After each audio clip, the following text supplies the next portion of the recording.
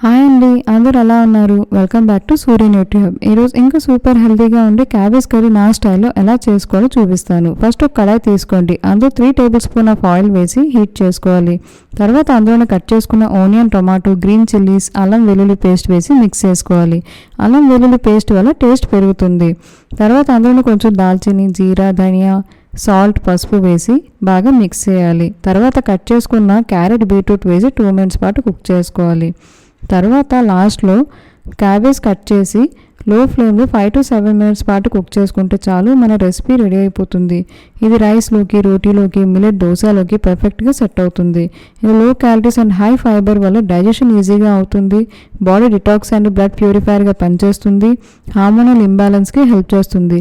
Immunity బూస్టర్గా కూడా పనిచేస్తుంది. ఒకసారి ఈ రెసిపీని ఇంట్లో ట్రై చేసి ఎలా వచ్చిందో నాకు చెప్పండి. ఇలాంటి మరిన్ని రెసిపీస్ కోసం please like, share and subscribe to my channel. నేను చేసే ఈ చిన్న ప్రయత్నాన్ని సపోర్ట్ చేస్తూ ముందుకు తీసుకెళ్తారని ఆశిస్తూ నేను మీ సూర్య, షైనింగ్ ఆఫ్.